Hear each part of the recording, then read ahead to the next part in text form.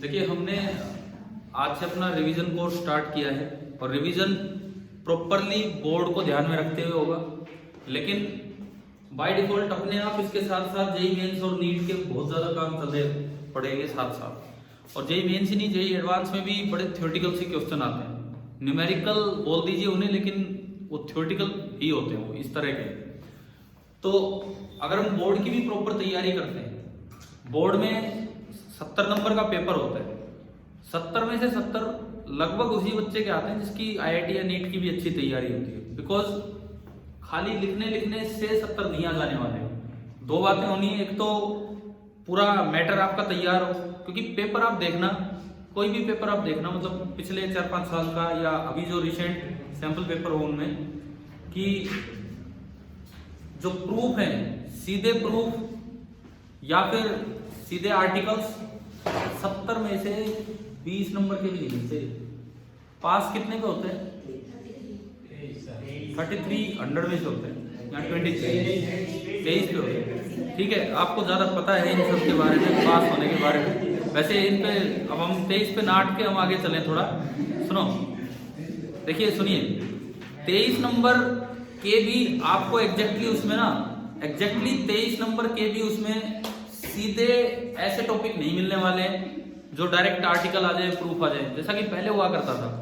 पहले क्या होता था 10-12 साल पहले की फिक्स है बोस थ्योरम की एक एप्लीकेशन आएगी, फिक्स है साइक्लोट्रॉन आएगा, इस साल तो फिर हटा दिया साइक्लोट्रॉन।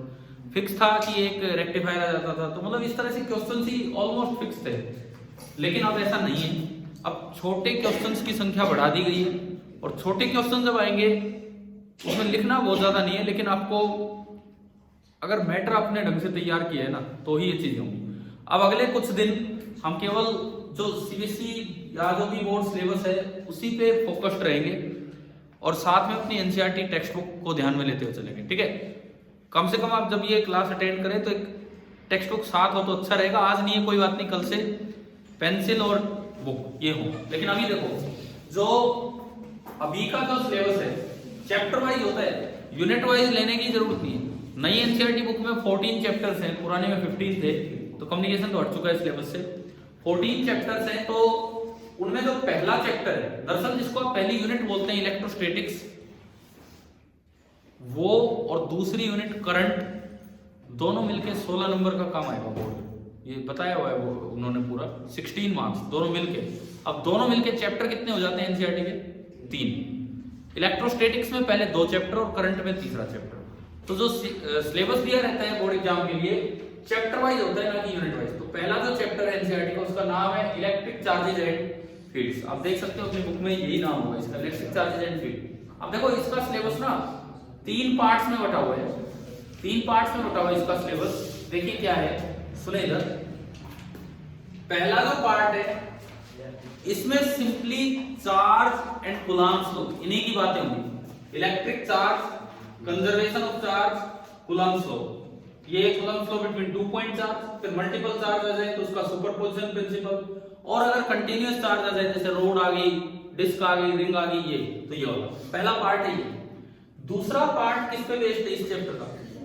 पूरा इलेक्ट्रिक फील्ड, जिसमें field due two point charge होगा, फील्ड लाइंस होंगी, डाइपोल। बोर्ड के ये सबसे इंपॉर्टेंट टॉपिक है इस पार्ट का। इलेक्ट्रिक डाइपोल के प्रूफ आते हैं फील्ड के, सीधे आते हैं बोर्ड में 3 या 5 नंबर में। उसके बाद है electric field due to dipole, ये हमने बोला अभी। उसके बाद है torque on a dipole, P cross E, ये इस तरह का फॉर्मूला डिराइव करना होगा। अच्छा, इस चैप्टर में आप कहीं भी ऐसे क्वेश्चंस नहीं करें जिनमें वर्क डन या पोटेंशियल एनर्जी का जिक्र हो। क्या होता है, बहुत सी बुक्स में इलेक्ट्रोस्टैटिक्स एक जगह इकट्ठा दिया होता है, तो ये वर्क डन या पोटेंशियल एनर्जी वाले जो भी सवाल होंगे ये जाएंगे कौन से चैप्टर में? सेकंड चैप्टर में, जहां पे पोटेंशियल आएगा वहीं पे वर्क डन निकलेगा। ठीक है, देखो अब इसमें सिलेबस में बड़ा क्लियर है। टॉर्क ऑन डाइपोल, आपने जब ये चैप्टर पढ़े होंगे तो एक टॉर्क पढ़ा होगा और एक पोटेंशियल एनर्जी पढ़ी होगी। पोटेंशियल एनर्जी U, जिसका फॉर्मूला होता है माइनस स्पीड ऑफ E, है ना? वो यहाँ नहीं, वो अगले चैप्टर का काम है, तो वही देखेंगे। फिर आएगा तीसरा पार्ट, जो कि इन तीनों में मोस्ट इंपोर्टेंट है बोर्ड एग्जाम के लिए, electric flux, statement of Gauss theorem. अब यहां बोल दिया स्टेटमेंट ऑफ गॉस थ्योरम, मतलब आपको प्रूफ नहीं करना, समझ गए हो? प्रूफ में सॉलिड एंगल की जरूरत पड़ती तो करना ही, बहुत सी चीजों से आप बच गए। And its application to find field due to, अब 2 ही एप्लीकेशन बची है इस साल। इस साल इनफाइनाइटली लॉन्ग स्ट्रेट वायर, एक तो ये, और दूसरा क्या, uniformly charge infinite plane sheet. Corona की वजह से सेल हटा दिया। एक और टॉपिक था, एक और भी टॉपिक था यहाँ पे पिछले साल तक, तो सेल की वजह से फील्ड निकाला, लेकिन वो इस साल हटा है। लेकिन बोर्ड ने लिखा है कि लेकिन आप वो टॉपिक्स पढ़ लीजिए। इसका मतलब ये है कि और आपके जो एग्जाम्स होंगे उनमें सब में वो आएंगे, ठीक है। और अगर इस साल 12th नहीं करोगे तो अगली साल बोर्ड में भी आएगा। मतलब बोर्ड ने कहा है, सामने नहीं बोला है, कि अगली साल ये टॉपिक फिर से इंक्लूड हो जाएंगे। इस तरह से सिलेबस आपको पूरा पता लग ही चुका है। आपके ग्रुप पे ये सिलेबस डाल भी दिया गया था कल या परसों। मैंने एक तो सिलेबस, एक सैंपल क्वेश्चन पेपर और एक उसकी मार्किंग स्कीम, कि भाई किस तरह से आंसर देने हैं, क्या मार्किंग स्कीम होगी, ये तीनों डाले थे। एक बार उस पर देख लेना। तो इस चैप्टर को हम 3 पार्ट्स में पढ़ेंगे। और आज कौन सा डे है? थर्सडे। मंडे को पेपर होगा इसका सब्जेक्टिव। मैंने ये कहा था कि मंडे, हर मंडे को। अरे तो सुनो, ये पूरा हो जाएगा। बीच में संडे आ रहा है, ये पूरा हो जाएगा। ये बीच में संडे आ रहा है, ये पूरा हो जाएगा। पूरा मुझे यहाँ नहीं करवाने की जरूरत है। मैं देखो आपको अभी तरीका बताऊंगा, आपको पढ़ना होगा घर से।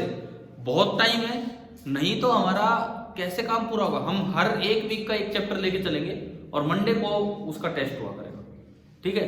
अगर पहले चैप्टर में कोई थोड़ा सा भी लेट होते तो एक दिन आगे कर लेंगे, नहीं तो हर मंडे आपका फिक्स ही है, ठीक है। स्टार्ट करें अब ये काम। अब देखिए इसमें तो 3 पार्ट है। अगर मैं बिल्कुल पहले पार्ट पे आऊं, मैं हटा दूं नीचे वाला पोर्शन।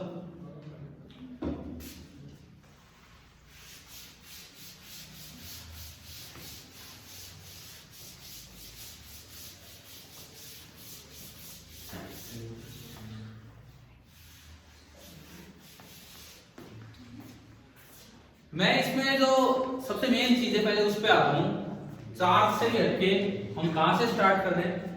कूलम्ब्स लॉ करना आपको है, सारा कुछ कवर। मैं कूलम्ब्स लॉ से स्टार्ट करता हूं।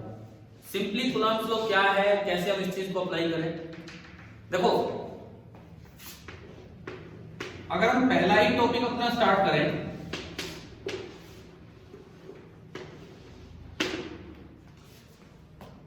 तो मैं एक सवाल से शुरुआत करता हूं। और यूं मान के चलो जो सवाल यहां हो रहा है, क्योंकि एक चैप्टर से 70 नंबर का पेपर बनाना इतना आसान काम नहीं है सब्जेक्टिव। एक छोटे से पार्ट से, पूरी इलेक्ट्रोस्टैटिक भी नहीं है।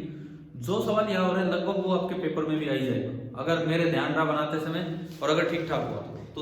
इसीलिए ध्यान से सीखना है हमें क्या है। और ये जो टेस्ट होंगे ना, देखो एक शुरुआत में लेवल सेट हो जाता है। ये जो टेस्ट होंगे, आप पहले ही टेस्ट में पता लगा 23 और 25 का ही जिक्र हो रहा है, हम पास है फेल है, इस तरह का ही जिक्र हो रहा है आपस में, तो हम लास्ट तक यहीं रह जाएंगे। हाँ, हम लास्ट तक यहीं रह जाएंगे। आप कम से कम ये टारगेट रखो कि 70 में से 60 के आसपास तो पहुंचना ही है। आपका फाइनल टारगेट है। बोर्ड एग्जाम में 70 आउट ऑफ 70 लाना कोई बहुत बड़ी बात नहीं। अभी तक क्या होता है, जैसे ऑब्जेक्टिव पेपर हुए कभी, मान लो फिजिक्स का 180 नंबर का हुआ सपोज, कोई 100 तक पहुंच रहा है, कोई नहीं पहुंच रहा है। वहां एक बहाना भी होता है कि भाई हमारे किए हुए सवाल थोड़ी आते हैं, नए आते हैं। लेकिन बोर्ड में नए नहीं आएंगे, हमारे किए हुए आएंगे। बस आपका लिखने का तरीका होना चाहिए कि आप किस तरह से लिख के आ रहे हैं चीजों को, ठीक है। मैं एक आधी बताऊंगा टॉपिक किस तरह से हमें पूरा प्रेजेंट करना चाहिए वहां पे। पहले मैं शुरुआत करता हूँ कूलम्ब्स लॉ से। अब बोर्ड में जब क्वेश्चन आते हैं, 1 नंबर का है तो 1 पार्ट आएगा, 3 या 5 नंबर के तो एक ही सवाल में 2 या 3 पार्ट आते हैं। इस तरह से पूछते हैं।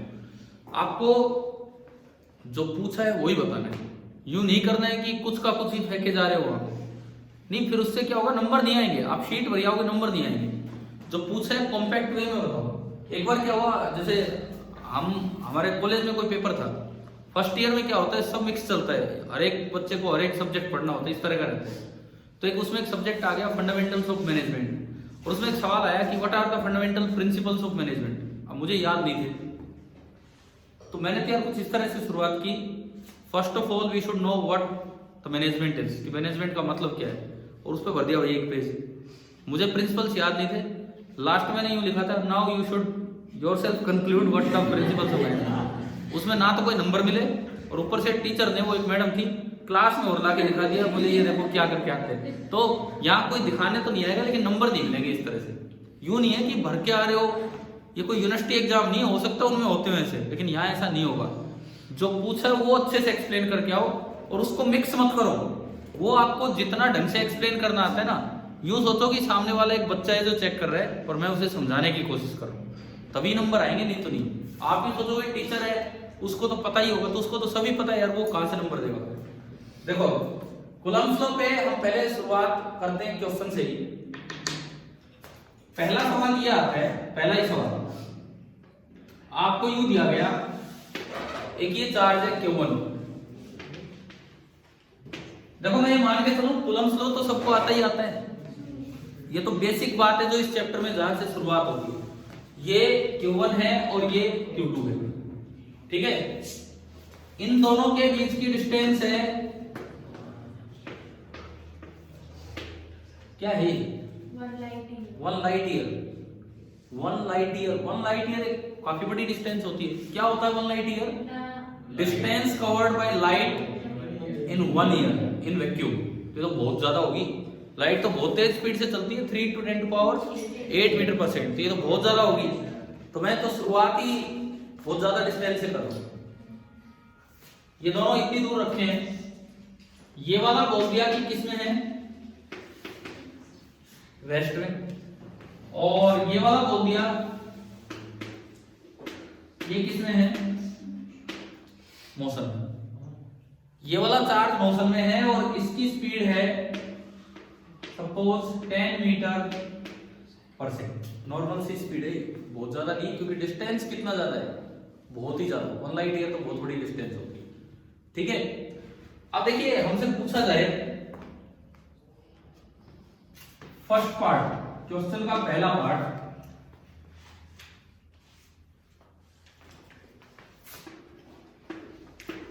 इज कूलम्ब्स लॉ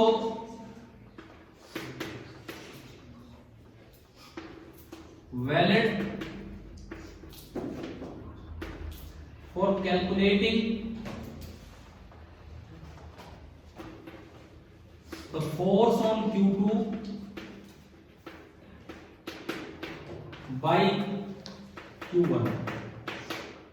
सबसे पहला सवाल ये कि अगर आप फोर्स ऑन Q2 निकाले बाई Q1 तो क्या वहां पे कूलम्ब्स लॉ वैलिड होगा या नहीं होगा।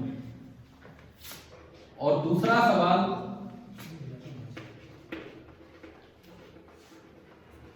Is Coulomb's law valid for calculating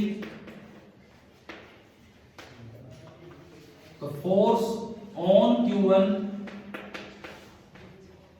by Q2। ये दो सवाल आ गए। कूलम्ब्स लॉ क्या है वो नहीं पूछते, कोई आपसे नहीं पूछेगा कि Q1 Q2 को आंसर करो, वो नहीं पूछने वाले। कूलम्ब्स लॉ पे और थोड़े बहुत जो बेसिक बातें हैं उन चीजों पे सवाल आ सकते हैं। भाई क्या इतनी ज्यादा डिस्टेंस के लिए कूलम्ब्स लॉ वैलिड है? पहला सवाल तो ये। क्या इतनी ज्यादा डिस्टेंस के लिए कूलम्ब्स लॉ वैलिड है कि नहीं? नहीं। कहां पड़ी ये बात?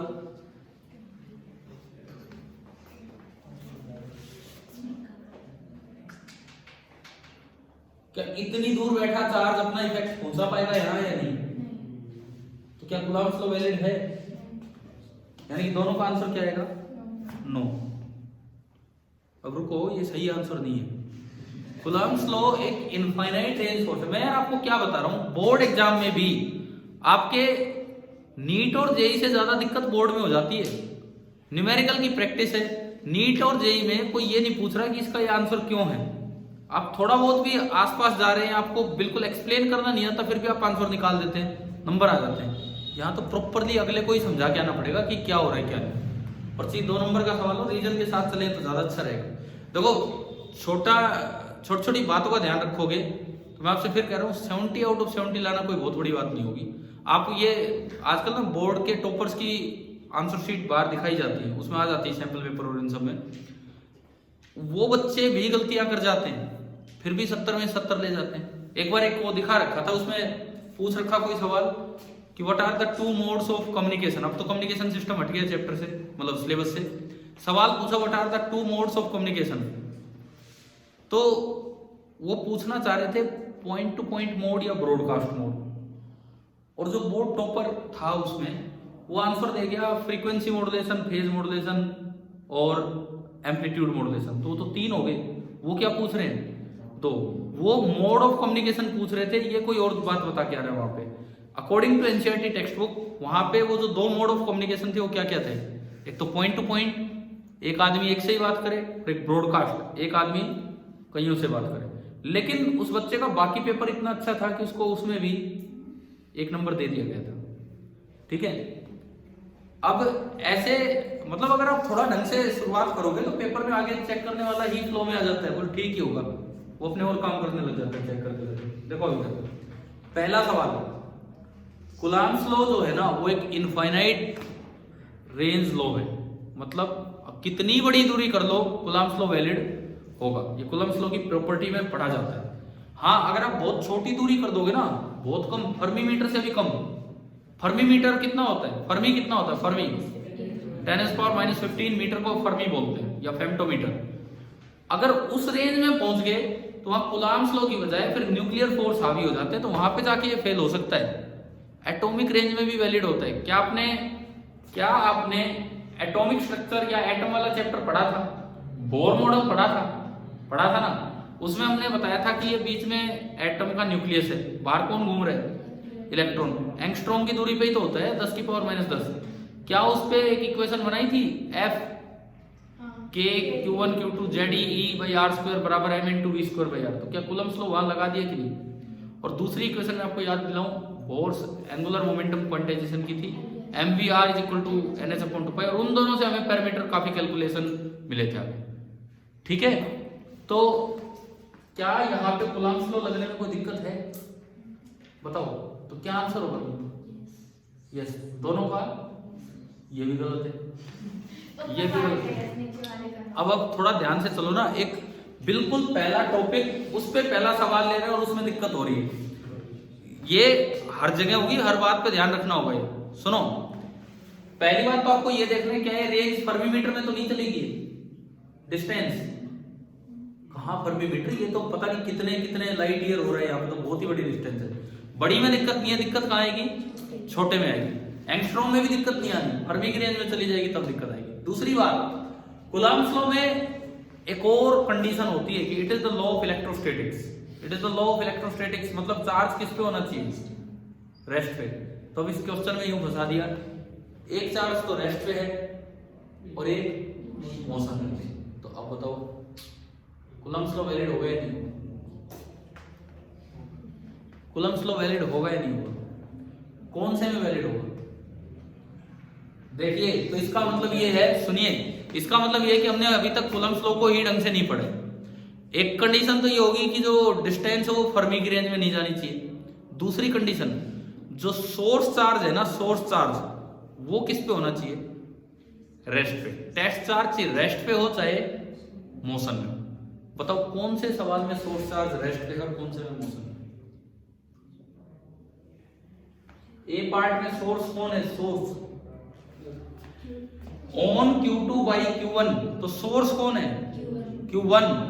फोर्स किस पे लग रहे हैं, Q2 पे। तो सोर्स कौन है आपका, Q1 जो है वो सोर्स है। क्या वो रेस्ट पे है, अगर है तो कूलम्ब्स लॉ वैलिड होगा। समझ में आ रहा है। यानी कि अगर मैं ए पार्ट का आंसर दूं तो आंसर ए और बी दोनों का ये होना चाहिए कि for applying Coulomb's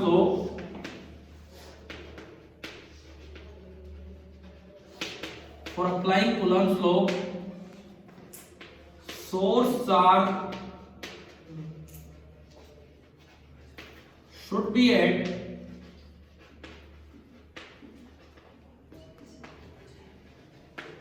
rest। तो बता दो किस में वैलिड है और किस में नहीं। पहले में होगा और दूसरे में नहीं होगा। ये रीजन हो ही गया आपका। तो इसका मतलब ये है कि ए में वैलिड है और बी में नॉट वैलिड।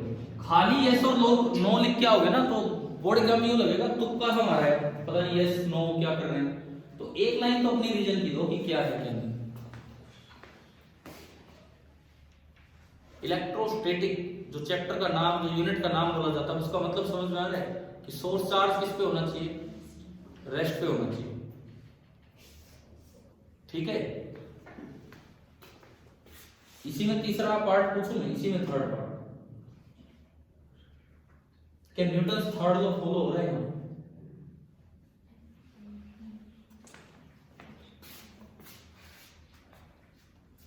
इसी में आप चाहो तो अपना सी पार्ट बना के लिख सकते हो। सी पार्ट अगर आपके पास जगह हो, ए बी के बाद सी।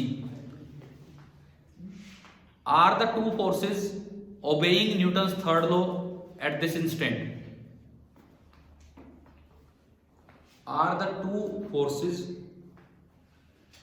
Obeying Newton's third law at this instant. इस समय, क्या इस समय न्यूटन्स थर्ड लॉ ओबे हो रहा है या नहीं हो रहा है? कि न्यूटन्स थर्ड लॉ भी वायलेट हो जाती है?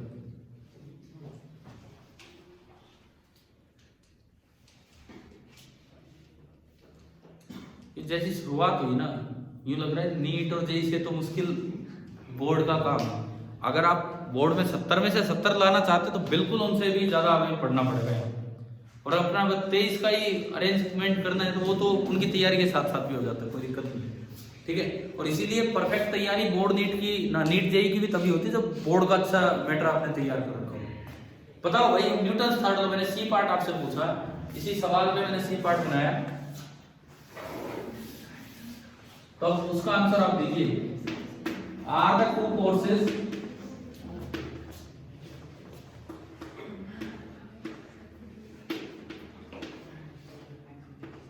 obeying Newton's law third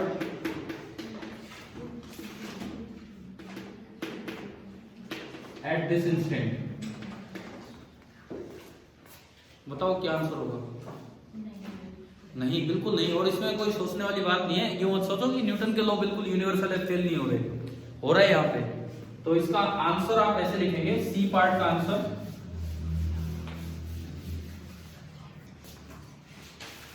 देखो अगर मैं लिखूं force on Q2 by Q1, तो दिस इज, अगर मैं इसको डिनोट करूं F12 से, तो उसका तो आंसर है 1/4 pi epsilon naught Q1 Q2 by जो भी डिस्टेंस है 1 लाइट ईयर का स्क्वायर। बताओ ये लिख सकते हैं कि नहीं? कौन सा फोर्स है? On Q2 by Q1। तो Q1 तो रेस्ट पे था, तो लगा सकते हैं हम, कूलम्ब्स लॉ लगा सकते हैं यहाँ पे, है ना। लेकिन अगर आप लिखते हो force on Q1 by Q2, मैं अगर उसे नाम दूं F21, तो इस समय वो बराबर नहीं है 1/4 pi epsilon naught Q1 Q2 upon 1 light year का स्क्वायर। इसका क्या मतलब है? इसका ये मतलब हुआ कि F12 का मैग्नीट्यूड बराबर नहीं है F21 के मैग्नीट्यूड के, किस वक्त? एट द इंस्टेंट शोन, जिस वक्त आपको ये दिखाया गया है उस वक्त के बराबर नहीं है। So Newton's law third is not obeyed. तो यहां पे न्यूटन्स थर्ड लॉ ओबे नहीं होता। हाँ, अगर दोनों रेस्ट पे होते, सोर्स भी और टेस्ट भी, तो फिर न्यूटन्स थर्ड लॉ यहां पे ओबे हो गया। समझ आ रहा है? देखो मैंने शुरुआत की है कूलम्ब्स लॉ से, और मैंने इसमें टाइम नहीं लगाया कि force is proportional to Q1 Q2 inversely proportional to R square, वो तो यार पता ही होता है। अब ना बोर्ड में ऐसा डायरेक्ट सवाल आने वाला है इन चीजों पे कि चार्ज डबल कर दिया, डिस्टेंस आधा कर दिया, वो 9th 10th में आ जाते हैं। ठीक है, अब यहाँ तो थोड़ा सा तो इस लेवल पे जाएगा यहाँ पर। तो मैंने आपको इनके थ्रू कूलम्ब्स लॉ कब अप्लाई होगा, इसकी कंडीशन होती है। क्या क्या कंडीशन है? पहली बात, सोर्स चार्ज किस पे होना चाहिए? रेस्ट पे, ये इलेक्ट्रोस्टैटिक कंडीशन है। और दूसरी बात, जो डिस्टेंस है वो बहुत ज्यादा का मतलब फर्मी की रेंज में नहीं जानी चाहिए, 10 की पावर माइनस 15 मीटर की रेंज में नहीं जानी चाहिए। तो हमने शुरुआत की कूलम्ब्स लॉ से, क्या यहां तक समझ आ रहा है? ठीक है, चलते हैं आगे बढ़ते हैं इसमें। और एक चीज सुनो, मैं 3 पार्ट पूछे, कोई भी पार्ट, किसी भी पार्ट का आंसर में यस नो में नहीं दे क्या, विदाउट रीजन नहीं दिया। जैसे इसमें तो पूछा तो यही था कि न्यूटन थर्ड लॉ ओबे होता है कि नहीं, आंसर लिख के आ जाते नो। पीछे भी 2 पार्ट हुए, क्या कूलम्ब्स लॉ वैलिड है कि नहीं, यस नो से काम चल जाता है, लेकिन आपको रीजन देना चाहिए। पीछे रीजन दिया कि सोर्स चार्ज रेस्ट पे होना चाहिए, और अब रीजन दिया कि दोनों लिख के दिखाए, तो ये लिख सकते हो और ये नहीं लिख सकते, तो ये बराबर नहीं आ रहे। तो अगर इक्वल एंड अपोजिट इक्वल ही नहीं है तो अपोजिट कहां से बनेंगे, मतलब वो इक्वल एंड अपोजिट की कंडीशन कहां से सेटिस्फाई होगी, तो इसलिए न्यूटन थर्ड लॉ पे नहीं होगा। समझ आया ना? ठीक है, चलते हैं थोड़ा आगे बढ़ते हैं।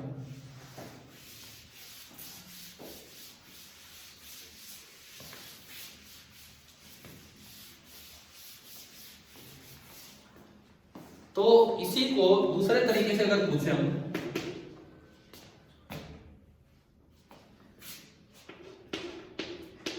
डस कूलम्ब्स लॉ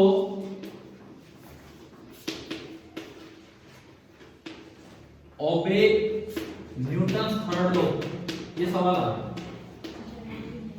ये सवाल आ गया, does Coulomb's law obey Newton third law,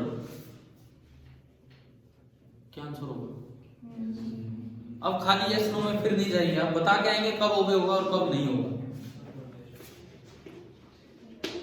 कब होगा ओबे?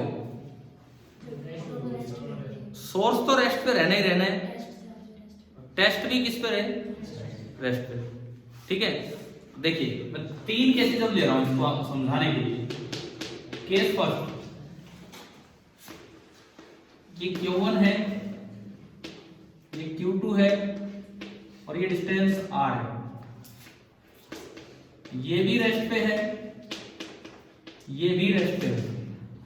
तो यहां पे तो Newton third law is obeyed. पहला केस ये होगा, ठीक है। दूसरा केस, केस सेकंड, ये Q1 है, ये Q2 है, ये रेस्ट पे है, ये मोशन में है, ये इधर की तरफ आ रहा है किसी हल्की फुल्की स्पीड से, लेकिन इनके बीच का डिस्टेंस बहुत ज्यादा है। अभी मैंने एग्जांपल दिया था 1 लाइट ईयर। क्या यहां न्यूटन थर्ड लॉ पे होगा? नहीं होगा, अभी सीखा था हमने। तो यहां पे हम कहेंगे Newton law third is not obeyed, यहां पे ओबेड नहीं होगा। तीसरे केस पे हम चलते हैं, लिख रहे हो ना आप यार, छोटे छोटे सवाल जो हम बना रहे हैं कूलम्ब्स लॉ पे, ये एटलीस्ट आपको लिख लेने चाहिए।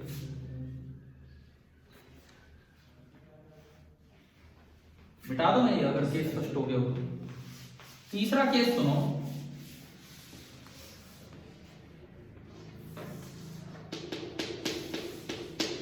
केस नंबर थर्ड, ये Q1 है, ये Q2 है, इनके बीच की डिस्टेंस कुछ मीटर है, जैसे मैंने मान लिया 10 मीटर, कोई भी मैं एग्जांपल दे रहा हूं।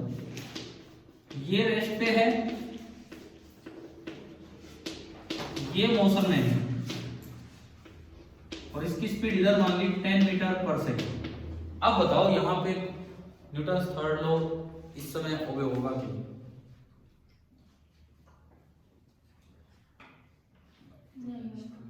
मैंने बस एक चेंज किया है, ये डिस्टेंस बहुत ज्यादा से नॉर्मल कर दिया, बहुत कम कर दिया।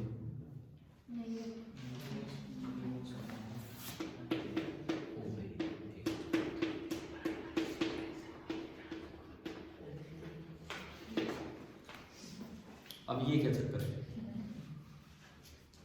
ये क्या चक्कर है यहाँ पे, क्यों ओबे हो गया? मैं बताता हूं क्यों ओबे हो गया, सुनो। पिछली बार ये बहुत दूर है, एक लाइट ईयर का मतलब है कि यहां से वहां तक लाइट को जाने में कितना साल लग जाएगा? 1 साल। अगर आप इसको चेंज कर देते हो, सुनो ये चल रहा है ना, ये चल रहा है, तो ये तो अभी यहां चल के आया है। आपने ईएम वेव में एक चीज पढ़ी है, वो कॉन्सेप्ट यहाँ यूज हो रहा है बीच में। ईएम वेव में एक चीज पढ़ी है, इलेक्ट्रिक फील्ड और मैग्नेटिक फील्ड दोनों चलते हैं, परपेंडिकुलर चलते हैं, उसको छोड़ो, दोनों चलते हैं किस स्पीड से? लाइट की स्पीड से। पता है ये जो ईएम वेव चलती है, तो ये जब उस पर फोर्स लगाएगा, आगे part second of the chapter जो है उसमें हम आएंगे इलेक्ट्रिक फील्ड पे, इलेक्ट्रिक फील्ड वाले कॉन्सेप्ट में। तो ये उस पे फोर्स कैसे लगाता है? ये सबसे पहले क्या भेजेगा? अपना इलेक्ट्रिक फील्ड, और फिर इलेक्ट्रिक फील्ड उस पे जाके क्या लगाता है? फोर्स। पता होगा ना, 2 स्टेप प्रोसेस होती है। जो भी आपने सोर्स माना है, सबसे पहले वो क्या भेजता है? अपना इलेक्ट्रिक फील्ड, और फिर फील्ड जाके उस पे क्या लगा देते हैं? फोर्स लगाता है। अब देखो ये फिलहाल यहां है, इस वक्त जो इलेक्ट्रिक फील्ड इसने भेजा है लाइट की स्पीड से जाएगा कि यहां पहुंचने में कितना समय लग जाएगा? 1 साल। 1 साल बाद तो कुछ आगे आ चुका होगा 10 मीटर पर सेकंड से, समझ रहे हो? यानी कि अब जो फोर्स लगना चाहिए वो कब लगेगा? 1 साल बाद। तो इस समय आप जो फोर्स सोच रहे हो वो लग रहा होगा जहां ये 1 साल पहले था।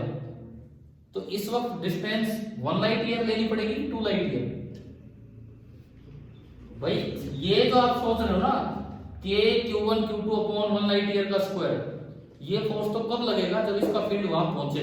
इसके फील्ड को वहां पहुंचने में कितना समय लग जाएगा? 1 साल। यानी कि आप अगर लिखते हो कि इसने उस पर फोर्स लगाया K Q1 Q2 upon 1 light year का स्क्वायर, वो तो कितने दिन बाद लगेगा? 1 साल बाद।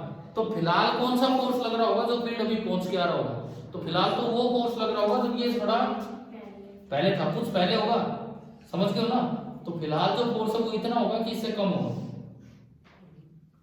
कम होगा, क्योंकि फिलहाल वो फोर्स लग रहा होगा जो फील्ड इसके पहले से चला था। यानी कि डिस्टेंस क्या होगा?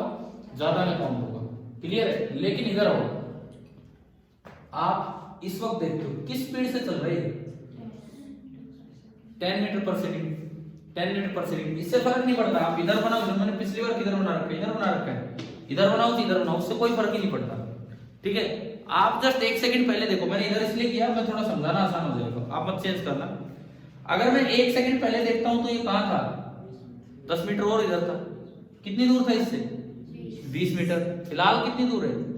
10 मीटर। लेकिन ये इतनी कम स्पीड है, इतनी कम डिस्टेंस है कि फील्ड को यहां से यहां पहुंचने में क्या कोई समय लग रहा होगा? फील्ड किस स्पीड से जाता है? 3 × 10⁸ मीटर पर सेकंड से। तो जैसे आप ये चेंज करोगे वो चेंज तुरंत यहां पहुंच जाएगा, तुरंत उसी वक्त। समझ गए हो? समझ गए हो कि ये चीज, इसको चेंज किया तुरंत ही वो फील्ड भी चेंज हो गया, तो उसी वक्त ये चेंज यहां पहुंच गया। मतलब ये कि न्यूटन थर्ड लॉ कब ओबे होगा? या तो सोर्स चार्ज तो रेस्ट पे रहेगा ही रहेगा, वो तो कूलम्ब्स लॉ लगाने की कंडीशन है। न्यूटन थर्ड लॉ कब ओबे होगा? कब ओबे होगा? या तो टेस्ट चार्ज किस पे हो? रेस्ट पे। या अगर मोशन में हो ना तो उसकी स्पीड और उसकी दूरी नॉर्मल होनी चाहिए as compare to speed of light. समझ गए हो? क्या ये वो वाला केस है कि नहीं? तो यहां पे न्यूटन थर्ड लॉ ओबे हो जाएगा। क्या अब ये 3 चीजें आपको समझ आ गई है कि नहीं कूलम्ब्स लॉ के बारे में? ठीक है, मैंने जस्ट अभी की शुरुआत और कोई कुछ पार्ट उठाए नहीं इसमें से, only and only Coulomb's law उठाया है, और कूलम्ब्स लॉ में ही आपको बेसिक शुरुआत दी है कि किस तरह से ऐसे कॉन्सेप्चुअल क्वेश्चन आ सकते हैं। क्लियर?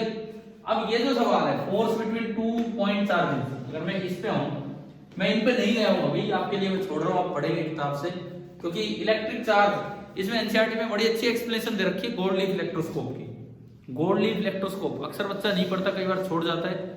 कभी हमने स्टार्टिंग में पढ़ाया हो शायद, देख लेना, नहीं तो आप खुद पढ़ेंगे आज। गोल्ड लीफ इलेक्ट्रोस्कोप क्या होता है? एक डिवाइस होती है जो ये काम करती है कि किसी बॉडी पे चार्ज है या नहीं, या ज्यादा है या कम है, उस पे छोटे छोटे सवाल बन के आ जाते हैं। गोल्ड लीफ इलेक्ट्रोस्कोप पे छोटे छोटे सवाल बन के आ जाते हैं कि चलो आएंगे उस चीज पे भी अभी हम, नहीं तो मैं आपको पढ़ने के लिए दूंगा। अब देखो कूलम्ब्स लॉ मैंने बताया, उसके बाद क्या आता है? Force between 2 point charges. ठीक है, इसमें किस तरह की बातें हो सकती है? तो बड़ा आसान सा कॉन्सेप्ट है, मिटा दो इसको, हो गया ना?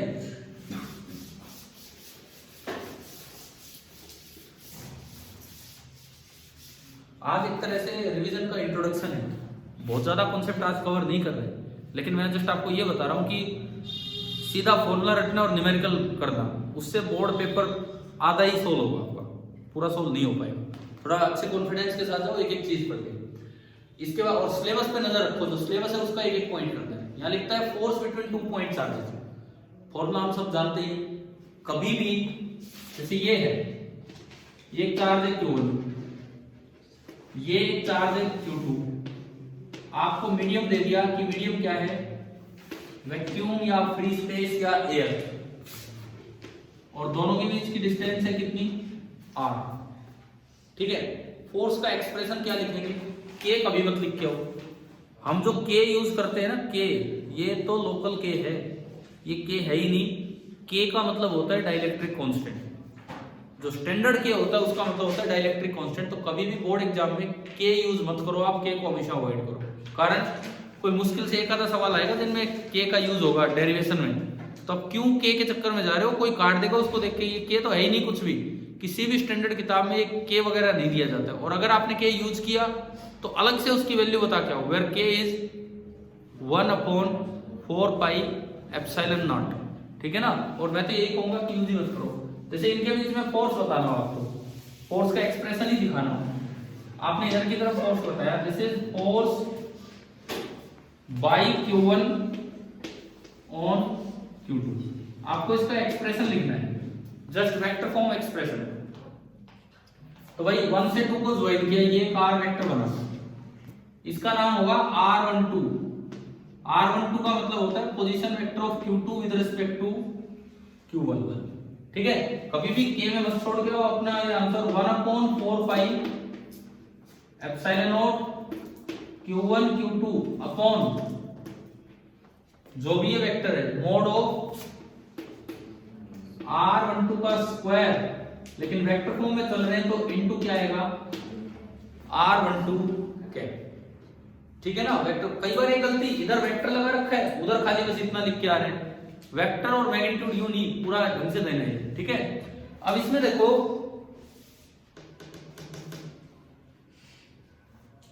अगर हम यहाँ पे एक दो चीजों पे ध्यान जाए, अगर यहाँ पे देखिए ये जो फोर्स है, इसमें चार्ज को विद साइन रखना होता है कि विदाउट साइन। अभी दो आंसर यहाँ आ गए, एक बच्चे कह रहे विद साइन, एक कह रहे विदाउट साइन। बिल्कुल सही जवाब इनका। अब आप ये बताओ, ये फोर्स वेक्टर है कि स्केलर है, वेक्टर। तो आपने क्या आंसर दिया था, वेक्टर में विदाउट साइन रखते हैं, बिल्कुल गलत जवाब है। अब सुनो सुनो सुनो, इधर सुनो, ध्यान से सुनो। अब ये भी यही कंफ्यूजन हो गया ना, इधर ध्यान देना, मैं बता रहा हूँ ये कुछ चीजें। आपकी इलेक्ट्रोमैग्नेटिज्म में, इस कंप्लीट इलेक्ट्रोमैग्नेटिज्म में दो तरह की चीजें आनी, दो तरह की फिजिकल क्वांटिटीज आनी है। या तो वो क्वांटिटी क्या होगी, स्केलर, या वो क्वांटिटी क्या होगी, वेक्टर। ठीक है, स्केलर का एग्जांपल पोटेंशियल एनर्जी, वेक्टर का एग्जांपल फोर्स। पोटेंशियल एनर्जी के हम फॉर्मूले पढ़ेंगे अगले चैप्टर में, U बराबर Q इंटू V।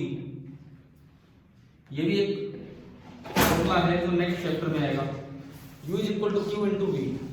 ठीक है, और वेक्टर क्वांटिटी का फॉर्मूला है, ये लिखा ही हुआ है, F is equal to 1/4 pi epsilon naught Q1 Q2 upon V। अब वेक्टर क्वांटिटी में फिर से दो फॉर्म होती है, एक को तो हम बोलते हैं वेक्टर फॉर्म, और दूसरा वेक्टर की स्केलर फॉर्म। कहां से आ गई, वेक्टर है तो उसकी स्केलर फॉर्म थोड़ी। दूसरा हम लिखते हैं ओनली उसका स्केलर फॉर्म का क्या मतलब है, दूसरा उसका मैग्नीट्यूड। अब सुनिए, चाहे आप वेक्टर में पुट करो चाहे स्केलर में, चार्ज हमेशा विद साइन पुट होगा। मींस स्केलर के फॉर्मुलों में चार्ज को कैसे रखना होगा, सभी फॉर्मुलों में विद साइन। और वेक्टर फॉर्म में भी कैसे रखना होगा, केवल और केवल जब आप वेक्टर फॉर्म का क्या लिख रहे हो, मैग्नीट्यूड लिख रहे हो, तभी चार्ज को कैसे रखना है वहां पे, विदाउट साइन। चाहे स्केलर क्वांटिटी हो चाहे वेक्टर क्वांटिटी हो, हमेशा चार्ज को विद साइन रखना होता है। केवल जब आप वेक्टर क्वांटिटी का मैग्नीट्यूड हटा के लिखेंगे तो आपको चार्ज को कैसे रखना होगा, विदाउट साइन। अब मुझे बता दो, जो बोर्ड पे जो फॉर्मूला लिखा हुआ है फोर्स का, कूलम्स लॉ का, उसमें चार्ज को विद साइन रखना होता है कि विदाउट साइन, विद साइन, क्योंकि वो वेक्टर क्वांटिटी की वेक्टर फॉर्म है। और अगर मैं ये फॉर्मूला लिखता कि mode of F12 1/4 pi epsilon not, अब मैं चार्ज को कैसे रखता है इसमें, विदाउट साइन। तो अब मुझे लेना होता मोड Q1 मोड Q2 और divided by mode of R12 का स्क्वायर। हाँ भाई, सभी को क्लियर हुआ कब तो चार्ज को विद साइन रखना और कब विदाउट साइन।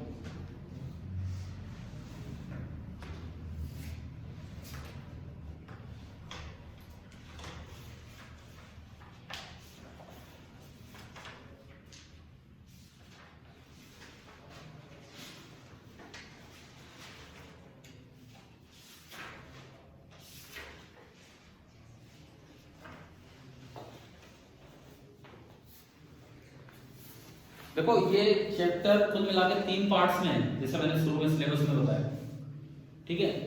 हम कोशिश करें, क्योंकि इनमें मेरा काम कम होगा, आपका काम ज्यादा है। अब ये रिवीजन में थोड़ा आपको समय निकालना होगा, घर से कुछ रीडिंग करनी होगी, बुक रीडिंग या इस तरह से जो भी मैं पार्ट बता रहा हूँ, ठीक है।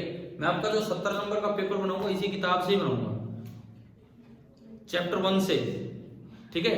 थोड़ा सोचना मुझे भी पड़ेगा क्या है, किस तरह से लाइनों से सवाल बन रहे हैं। पैटर्न वही होगा जो बोर्ड पैटर्न है, जो आपका सैंपल क्वेश्चन पेपर का पैटर्न है, वही सब। और प्रॉपर वेटेज उतना परसेंटेज न्यूमेरिकल होंगे, उतने कॉन्सेप्चुअल जैसा उसमें है। जितनी चॉइस वहां बोला होगा वो सारी चॉइसेस भी दी जाएंगी। अब देखिए, ये जो आपका अगर आपके पास पार्ट फर्स्ट है तो आप निकाल लीजिए, नहीं है तो कोई बात नहीं, है तो एक बार निकाल लीजिए।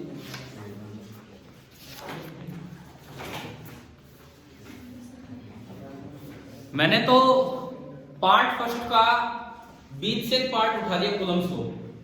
क्या कूलम्स लॉ में इन पिछले 45 मिनट में आपने कुछ नया सीखा है कि नहीं सीखा है, बताओ एक सेकंड। तो कब तक नया सीखते रहोगे, मतलब अब फाइनल कट, अब इसको फाइनल टच देना है। इसके बाद अगली बार ऐसा ना हो हर पेपर में ही हम नया सीख रहे हो है ना, हर बार 70 पेपर में। लेकिन कोई बात नहीं, चलो उनमें भी कुछ तो सीखेंगे। और मैं कह रहा हूँ जो मैं आपको इनमें पढ़ा रहा हूँ, आप पढ़ के आओगे वो एक एक चीज पेपर में मिल जाएगी, क्योंकि 70 नंबर का बनाना इतना आसान नहीं होता एक चैप्टर से। देखिए अब सुनो, इलेक्ट्रिक चार्जेज एंड फील्ड। मैं आपको फिर बता दूं कि ये एनसीईआरटी टेक्स्ट बुक में ये जो मार्जिन दिए हुए हैं दोनों साइड, अब है ना आपकी बुक ऐसी हो जानी चाहिए अभी अगले 1-2 महीनों में।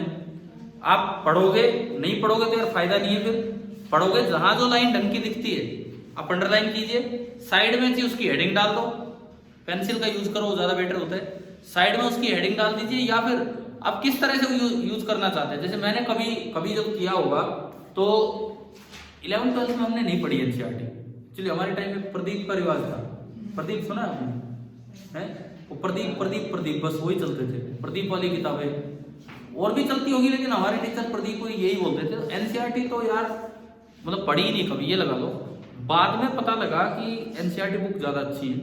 हाँ, लेकिन 10th क्लास में हम केवल एनसीईआरटी पढ़ते थे। उस समय प्रदीप अब ये बाद में आई होंगी या आती होगी तो हमें पता नहीं था। कुछ एक लड़कियां थी हमारी क्लास में जो लखमीर सिंह मंजीत कौर की किताबें उठा लाई थी 10th में, आती एस चंद की। हाँ, तो हमारे लिए लड़कों ने किसी ने नहीं खरीदी, लड़कियों ने ही खरीद ली थी। और सुनो, 1 मिनट में बता रहा हूँ, वो तीन किताबें फिजिक्स, केमिस्ट्री, बायोलॉजी और एनसीईआरटी की एक बुक थी। फिर भी उनके ज्यादा नंबर नहीं आ पाए थे। मतलब वो पढ़ लेती उन किताबों को, बहुत अच्छा होता, लेकिन वो यार इतनी पढ़ी नहीं जाती। अब मैं बताऊं, उस समय 10th क्लास में, 10th की मैं बात कर रहा हूँ, होली का त्योहार बीच में आ गया था, बिल्कुल साइंस के पेपर से पहले। फिर भी मैंने तो उन 4 दिन की छुट्टियां थी शायद, तो उनमें ना वो एनसीईआरटी बुक ही रिवाइज की थी ढंग से, और उससे पहले जो साल भर जो तैयारी हुई थी, या यूं लगा उन 4 दिन में जो ढंग से तैयारी की वो ऐसे की थी, मैंने बुक से केवल क्वेश्चन फॉर्म किए थे, आंसर नहीं। मैं बुक पढ़ रहा था, उसमें भी मार्जिन थे 10th में, बुक पढ़ रहा था, उसको अंडरलाइन किया और साइड में उसका क्वेश्चन लिख दिया, बस जगह नहीं बची तो एक अलग पेपर पे केवल 10 सवाल बना लिए, इस टॉपिक से 10 सवाल। ये मैं अपना जो 10th वाला मेथड है वो बता रहा हूँ, इस टॉपिक से 10 सवाल बना लिए। अब क्या होगा, आप रिवीजन करोगे यार, बुक चीज साथ रख लो, और नहीं तो क्वेश्चन पढ़ोगे तो कल आपने पढ़ा है तो आंसर तो याद आ ही जाएगा क्या है क्या नहीं। तो आपको ना इस तरीके से अब इस बुक को इस तरीके से खोजना है कि इसमें क्या है, समझ रहे हो। मतलब आप कोई लाइन अंडरलाइन करो, साइड में उसकी हेडिंग डाल दो या क्वेश्चन डाल दो, काफी जगह होती है दोनों साइड में मिला के, इस तरह से करोगे काम। तो इसमें 3 पार्ट्स आपके चैप्टर के कहाँ तक हैं सुनिए। यहाँ जस्ट एक इंट्रोडक्शन था, कूलम्स लॉ का इंट्रोडक्शन। कल से और प्रॉपर वे में जब आप हर एक बच्चा बुक ले आएगा तो हम स्टार्ट करेंगे। पहला पार्ट जो आता है इंट्रोडक्शन पढ़ने के बाद ये आता है, अच्छा इसमें एक लाइन लिखी है सुनो, electrostatic deals with the study of forces, field and potential. एक बार ध्यान से सुनो, ये इंट्रोडक्शन की लास्ट लाइन है। Electrostatics deals with the study of forces, field and potential arising from static charges. Arising from static charges का मतलब ये सोर्स चार्ज है, टेस्ट चार्ज है, सोर्स। तो क्या ये लाइन क्लियर कर रहा है कि नहीं, उसी बात पे सवाल बन रहे थे क्या है क्या, ठीक है। ये क्या हाल कर रखा है किताब का, अरे यार कोई बात नहीं, अच्छी बात है, लेकिन इतना भी बुरा, इतना भी ज्यादा इसको वो मत रखो, आपको खुद नहीं समझ में आएगा। अगर हर लाइन ही आपने अंडरलाइन कर दी फिर क्या इंपॉर्टेंस बचेगी इसकी। सुनो, बस इसलिए मत करो अंडरलाइन कि अपने भाई बहनों को दिखाने के लिए, घर वालों को दिखाने के लिए कि मैंने पढ़ा है, इसलिए नहीं। सुनो, अगला टॉपिक है इलेक्ट्रिक चार्ज। इसमें आप पढ़ोगे तो आपको पता लगेगा कि क्यों बेंजामिन फ्रैंकलिन ने प्लस और माइनस साइन ही दिए थे।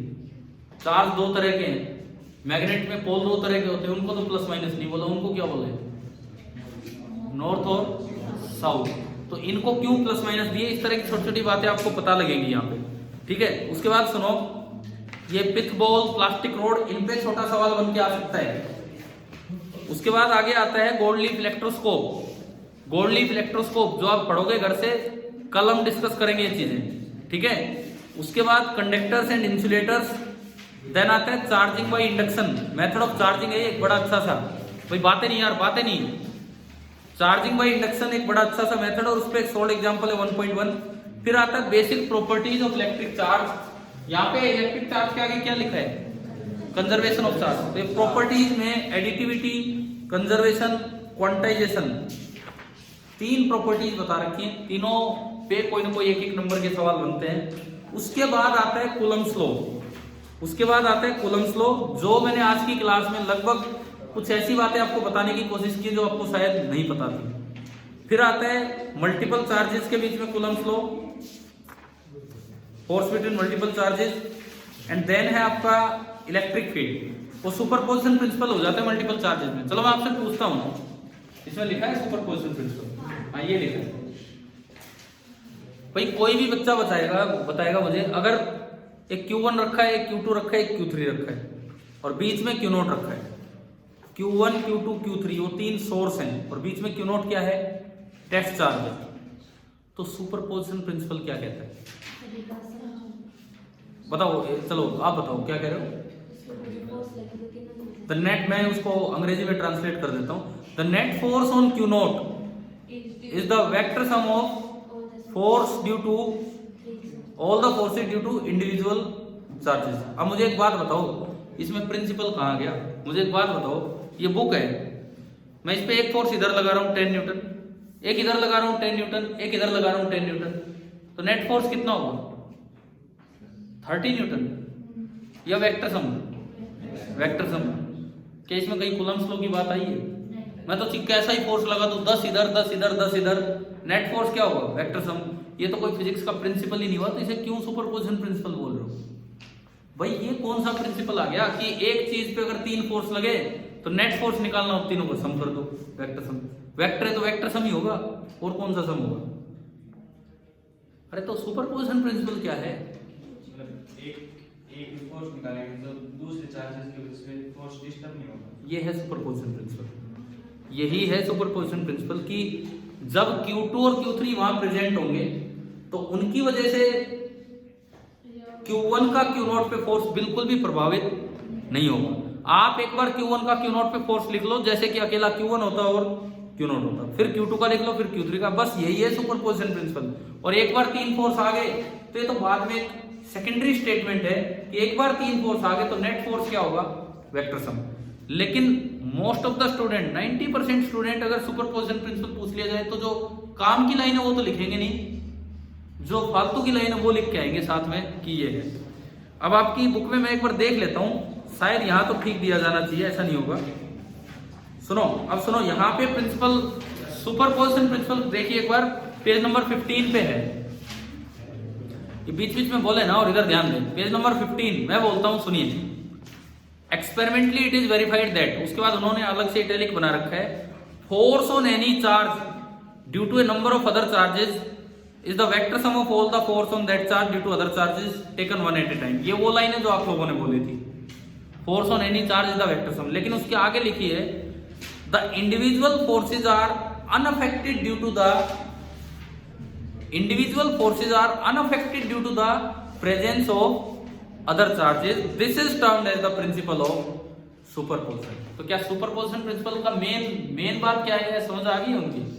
और वो लिखने के बाद देखो, अब प्रॉपर वे क्या होना चाहिए प्रिंसिपल ऑफ सुपरपोजिशन लिखने का। अब आप ये सुने, एक बार सुन लीजिए बस।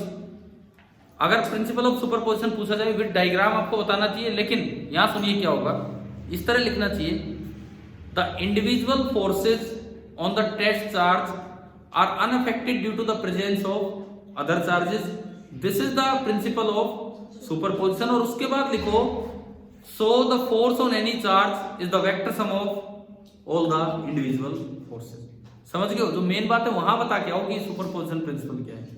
तो इसका मतलब तो पता ही क्या है, मैंने कुलम्ब्स लॉ से शुरुआत की है, लगभग हर चीज में कुछ ना कुछ सुधार हो रहा है, और ऐसा है लगभग हर चीज में। तो अभी आप समझो कि नीट से भी अच्छी तैयारी अब बोर्ड की करनी है, नीट की ही तैयारी हो रही है, जेई मेंस की तैयारी हो रही है, वो बल्कि क्या पता जेई एडवांस की भी तैयारी हो रही है। लेकिन अब आपका फोकस केवल और केवल एनसीईआरटी बुक्स पे हो जाना चाहिए, ठीक है। और जैसे कोई चैप्टर पूरा होगा, मंडे को उसका 70 नंबर का पेपर ढंग से देंगे आप, और अपने आप उससे प्रैक्टिस हो जाएगी कि भाई कैसा है। अच्छा, मैं आपको एक उसमें छूट दे दूंगा, उस 70 मार्क्स वाले पेपर में आप पेपर ले जाओ अपने घर, क्योंकि 3 घंटे कहां से लाए, 3 घंटे आप कहां से लाए, मैं तो ले आऊंगा।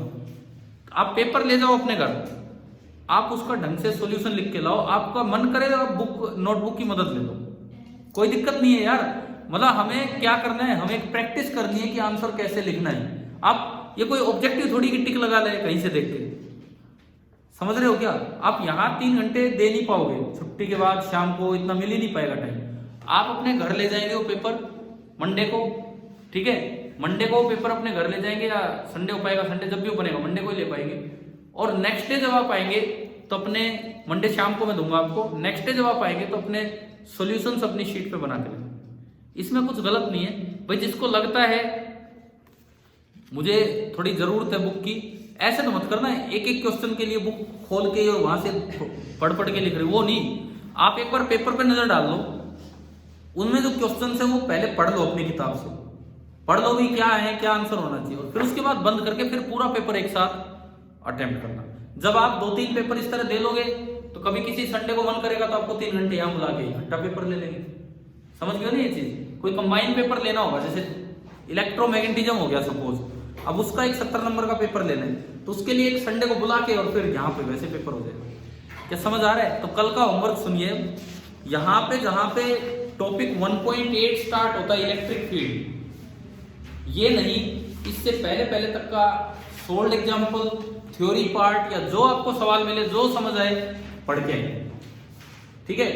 इतना बोरिंग नहीं होगा अगर आप ढंग से पढ़ेंगे तो। जहां कुछ मिले अंडरलाइन कीजिए, मार्जिन है वहां कुछ लिखना हो लिख लीजिए। कल हम ढंग से अपना रिवीजन स्टार्ट करते हैं, लेकिन आज भी कुछ इंट्रोडक्शन देना था कि किस तरह से काम चल रहा है।